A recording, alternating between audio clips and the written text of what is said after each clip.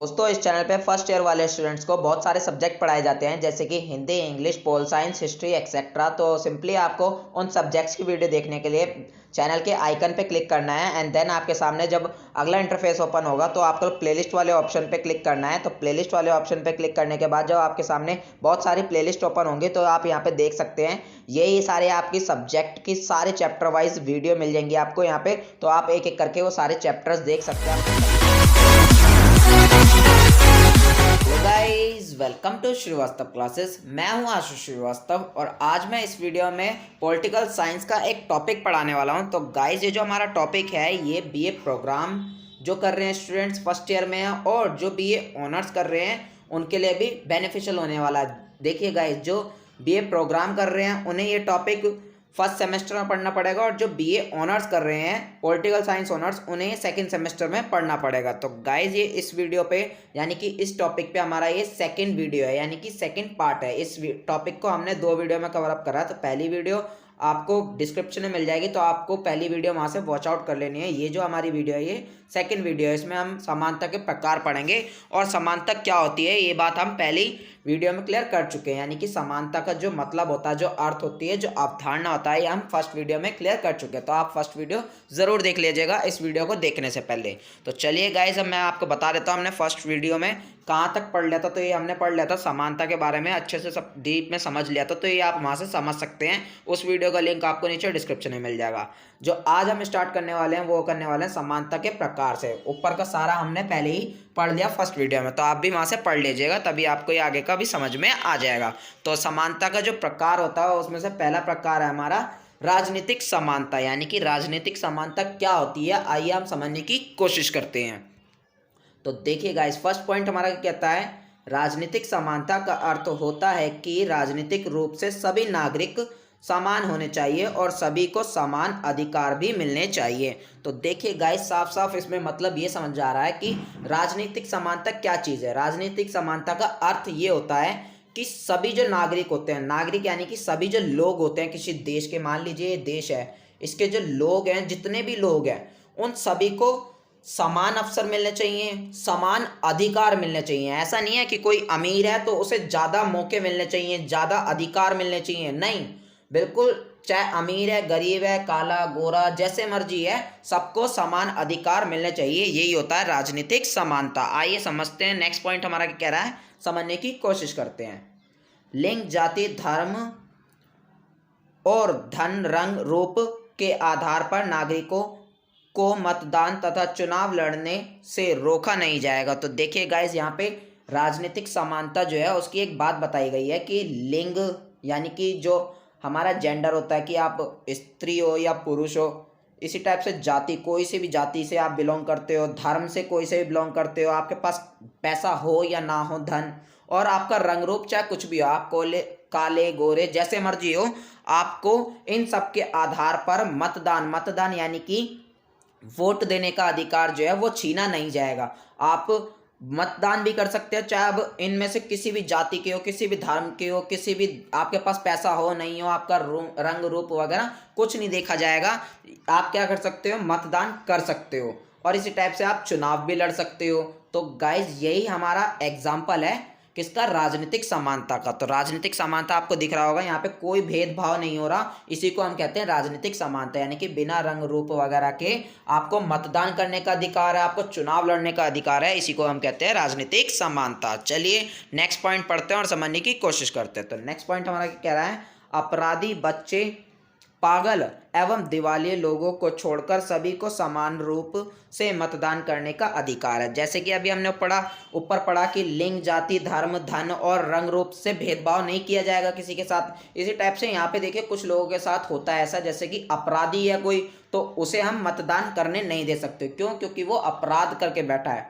कोई बच्चा है, बच्चे को इसलिए नहीं करने देते मतदान यानी कि वोट डालने इसलिए नहीं देते क्योंकि गाइज उसे इतनी समझ नहीं होती कि कहाँ वोट डालना है। इसी टाइप से कोई पागल वगैरह है उनको भी थोड़ी मेंटलिटी होती है, मतलब मेंटली प्रॉब्लम होती है, इस वजह से उन्हें भी नहीं दे सकते। इसलिए दिवालिया जो लोग होते हैं उन्हें भी ये अधिकार नहीं होते। बाकी सबको ये अधिकार होते हैं कि वो वोट डाल सकते हैं, चाहे वो किसी भी धर्म के हो, जाति के हो, और उन्हें चुनाव लड़ने के भी अधिकार पूरे पूरे होते हैं। तो ये राजनीतिक समानता के कुछ पॉइंट्स हैं, आपको भी याद रखने हैं और ऐसे ही नोट डाउन करते चलना है मेरे साथ साथ। तो नेक्स्ट पॉइंट हम पढ़ते हैं। नेक्स्ट पॉइंट हमारा क्या है ये समझते हैं। प्रत्येक महिलाओं को भी पुरुषों के समान राजनीतिक अधिकार प्राप्त है। तो देखिए गाइज, यहाँ पे राजनीतिक समानता का एक और अच्छा पॉइंट है कि जितनी भी महिलाएं हैं उन्हें पुरुषों के समान, जैसे कि वोट डालने का अधिकार जो है हमारा राजनीतिक अधिकार है, तो ये राजनीतिक समानता में आता। तो जितनी भी महिलाएं हैं सबको वोट डालने का अधिकार है, और इसी टाइप से पुरुषों को भी अधिकार सेम है। कोई ऐसा नहीं है कि कुछ महिलाओं को वोट डालने का अधिकार नहीं है, ऐसा नहीं है, सबको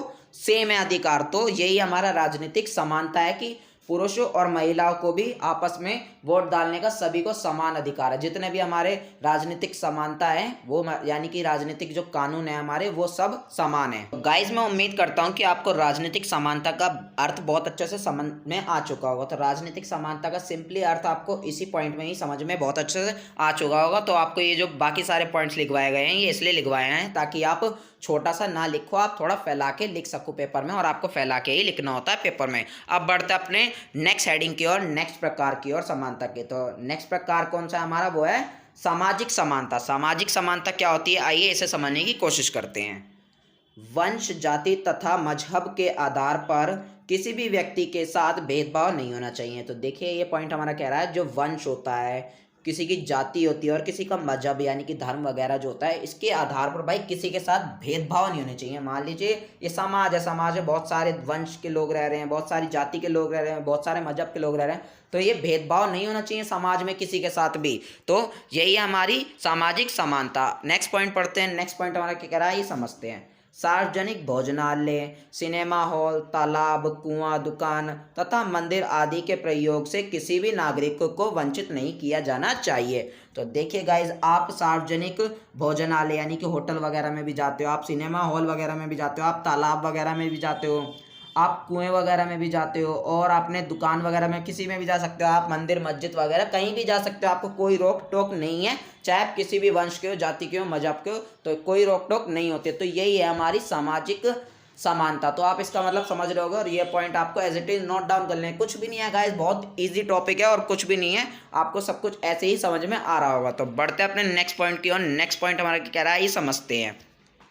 तो देखिए गाइज, नेक्स्ट पॉइंट हमारा क्या कह रहा है, प्रत्येक मनुष्य को अपनी भाषा, लिपि तथा संस्कृति को बनाए रखने के लिए पूर्ण स्वतंत्रता है। तो देखिए गाइज, जो हर मनुष्य है उन्हें अपनी भाषा, अपनी लिपि यानी कि जो भाषा को हम लिखते हैं, मान लीजिए मैं हिंदी बोल रहा हूँ, जब हिंदी को लिखूँगा तो इसे लिपि कह देंगे, और संस्कृति यानी कि उनका कल्चर, उनका धर्म वगैरह जो रीति रिवाज हैं, उन सब चीज़ों को बनाए रखने के लिए, ताकि उनके आने वाली जो पीढ़ी है, बच्चे हैं, वो सब सीख सकें।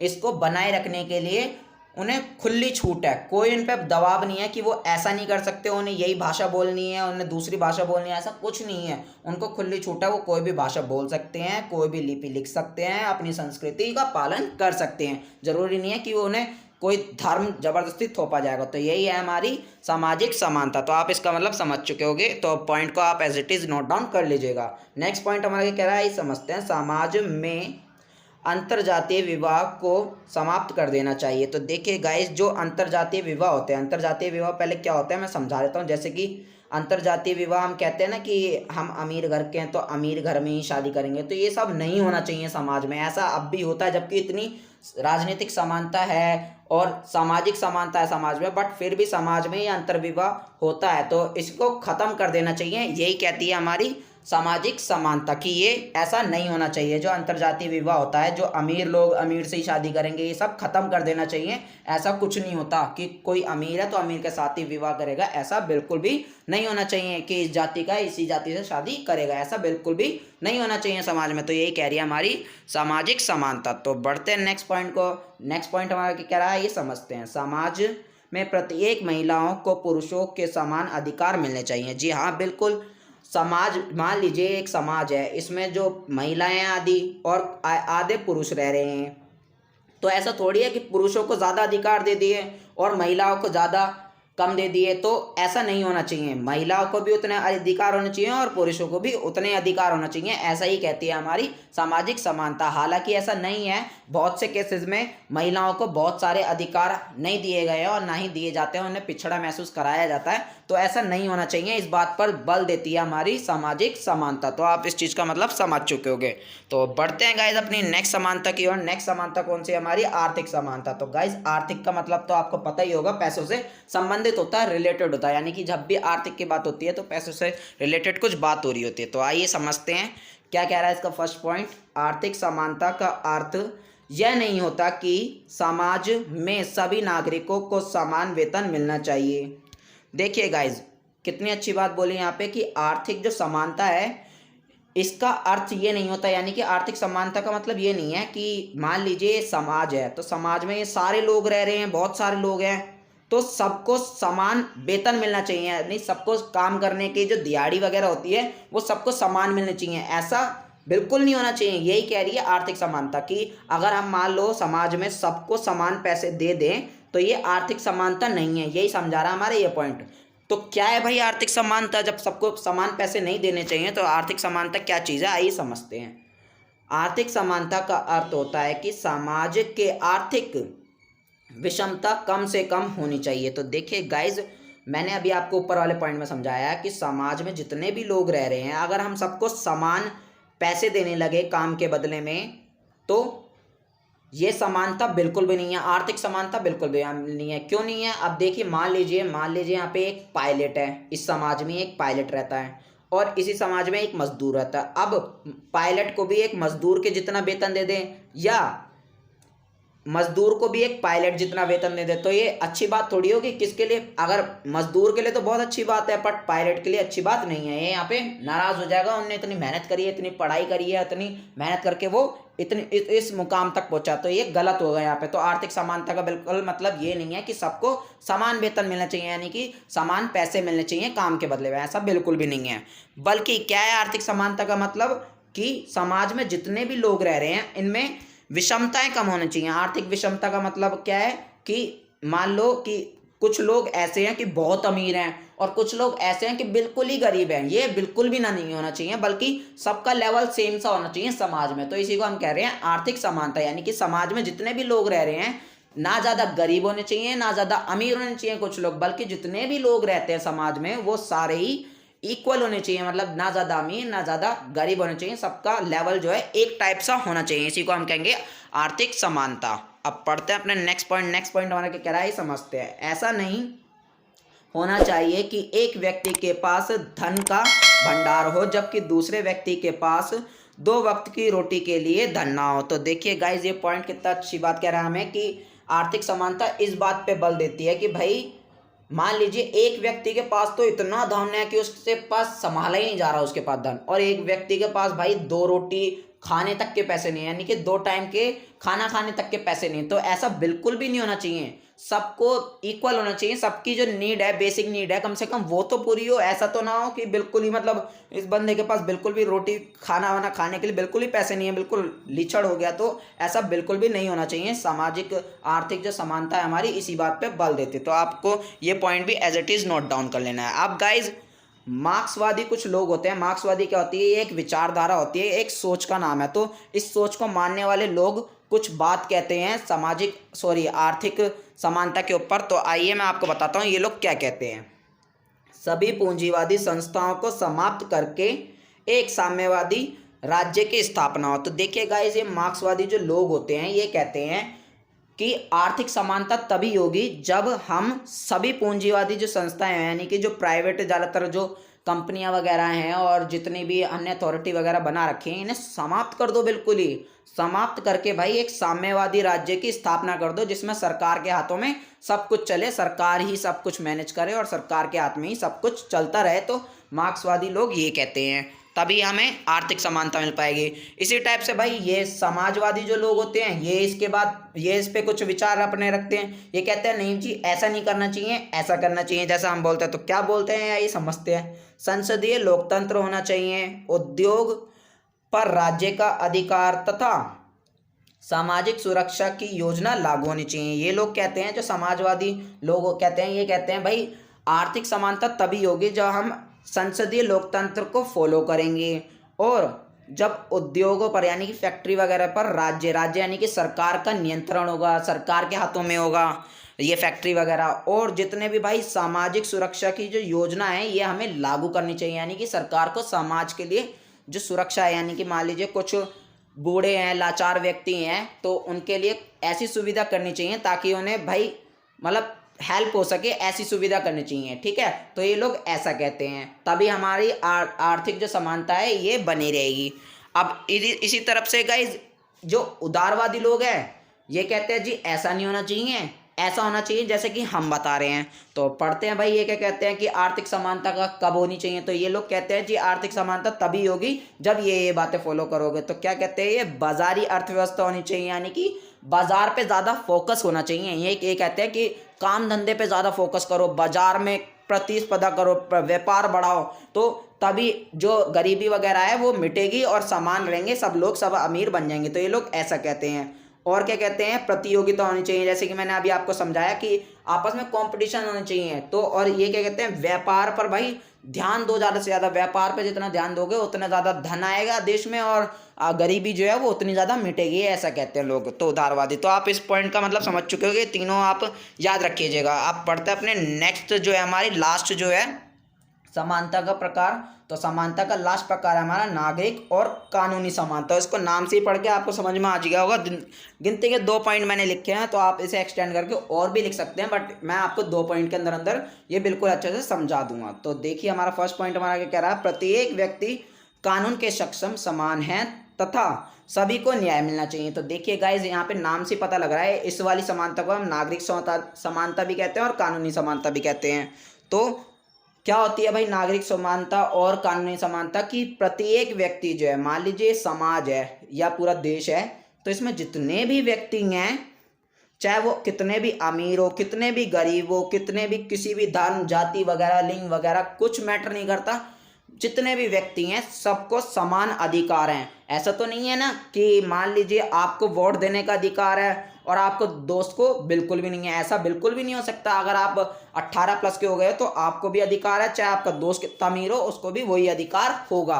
आपको ये घूमने फिरने का अधिकार है तो आपके दोस्त को भी वही घूमने फिरने का अधिकार होगा। तो ऐसा कोई मैटर नहीं करता आप कितने भी अमीर गरीब हो, आपके पास धन हो ना हो, आपके पास भी सेम अधिकार वही रहेंगे। तो यही है हमारी कानूनी समानता या नागरिक समानता। तो आप इसका मतलब बहुत अच्छे से समझ चुके हो। नेक्स्ट पॉइंट हमारा क्या कह रहा है ये समझते हैं।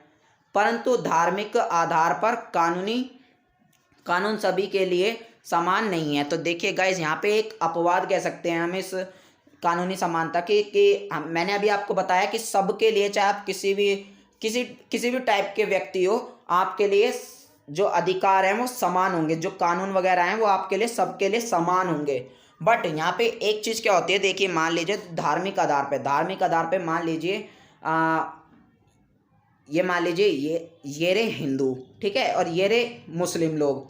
तो मुस्लिम लोगों में जानते हो आप, एक से ज़्यादा शादी करना जो होता है वो गलत नहीं है मुस्लिम में, और हिंदुओं में अगर एक से ज़्यादा शादी कर लेते हो तो ये गैर कानूनी है। आप इसके विरुद्ध आप कोर्ट वगैरह में जा सकते हो और आपको फिर जेल हो जाएगी अगर आपने ऐसा किया तो आप समझ रहे हो। यहाँ पे तो ऐसा बिल्कुल मतलब गलत नहीं है ये, बिल्कुल ऐसा कोर्ट में अगर आप जाओगे तो आपसे कोई कुछ नहीं कहेगा, कोई आपकी अपील नहीं सुनेगा।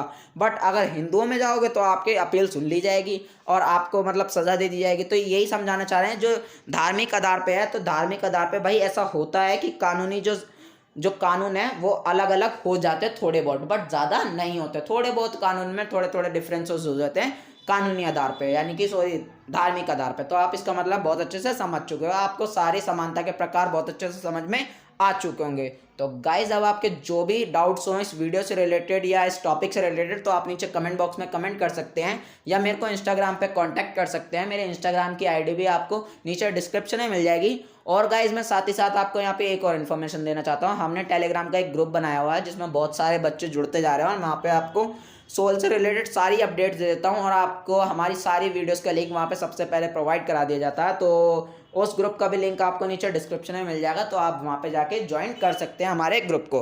तो मिलते हैं गाइस नेक्स्ट वीडियो में, तब तक के लिए थैंक्स फॉर वॉचिंग। जय हिंद, जय भारत। पसंद आए तो लाइक करिए, सब्सक्राइब करिए एंड शेयर तो ज़रूर करिए।